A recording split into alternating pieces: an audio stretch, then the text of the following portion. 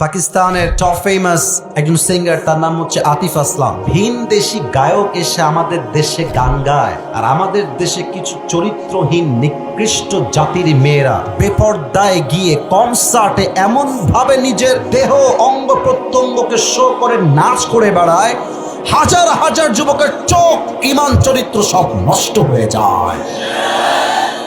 আচ্ছা, আপনি একটু ভাবেন তো, এই যে মেয়েটা আজকে রাত 1টার সময় 12টার সময় কনসার্টে গিয়ে গান করছে, নাচতেছে, এই কি কোনোদিন বিয়ে হবে না? আরে কথা কোন, বিয়ে হবে না? এই যে ছেলে মেয়ে একসঙ্গে নাচতেছে, ছেলের গায়ের সঙ্গে মেয়ের গা লাগতেই আছে, এর চরিত্র কোথায়? এর সম্মান কোথায়? এর দেহের মূল্য কোথায়?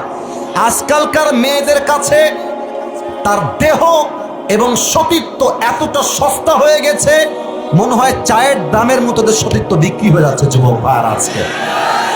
তবে সব মেয়েকে, I don't measure everyone equally, সবাইকে এক পাল্লে আমি আসিফ মাপি না, সবার কাছে ভিন্ন ভিন্ন চরিত্র আছে। তবে একটা কথাই স্পষ্ট, যা রাত 1টার সময় গিয়ে কনসার্টে গিয়ে নিজের দেহকে প্রদর্শন করে নাচ গান করে বেড়ায়, সে মেয়ে যেই হোক না কেন ভদ্র ফ্যামিলির সন্তান সে হতে পারে না। 2 নম্বর কথা, একটু বুঝে শুনবেন।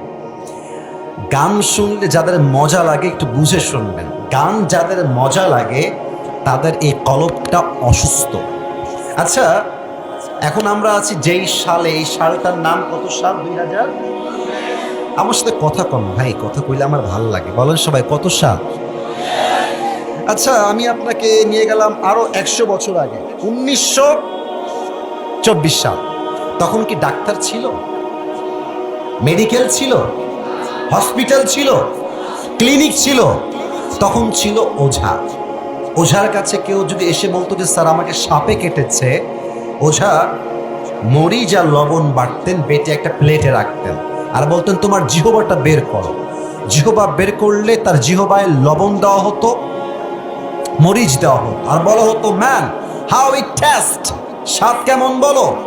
তো সে যদি বলতো যে স্যার স্বাদটা আমার কাছে পাইনসা পাইনসা লাগে, তখন ওঝা বুঝে ফেলতেন যে তাকে একটা বিষাক্ত সাপে ছোবল দিয়েছে। কারণ সাপ যখন মানুষের দেহে ছোবল দেয়, মানুষের দেহের প্রথম ক্ষতি কি হয়? জিহবার স্বাদটা মরে যায়। Exactly to the same way মানুষের জীবনে সবচাইতে বিষাক্ত সাপের নাম হচ্ছে শয়তান। শয়তান যখন মানুষকে ওয়াসওয়াসায় ফেলে, সঙ্গে সঙ্গে তার ঈমানের স্বাদ মরে যায়। তখন নামাজ পড়তেও ভাল লাগে, গান শুনতেও ভাল লাগে। আর যখন ঈমানের স্বাদ মরে যায়, যুবকরা তোমরা বুঝে এই কথাটা ঠিক বলবা, তখন বোরকা পরে হাত মোজা পরে ঘুরতেও ভাল লাগে, আবার পার্কে গিয়ে বাদাম খেয়ে প্রেম করতেও মেয়েদের ভাল লাগে। আর যেভাবে বোরকা পরে আসে, ওফ সুবহানাল্লাহ, আর ये लड़की तो अभी के भी जन्नत से भाग के दुनिया में आई है यार, এত ভালো মেয়ে, বাট কথা হচ্ছে ওর অন্তরটা অসুস্থ, তাই তার বোরকা পড়তেও ভাল লাগে, প্রেম করতেও ভাল লাগে, ঠিক কিনা বলো? 3 নম্বর কথা, আল গিনা ইউমিতুন নিফাক ফিল কলব, যে গান বেশি বেশি শোনে তার হৃদয়ে নিফাক তৈরি হয়, ঈমানের নূরটা দূরীভূত হয়ে যায়।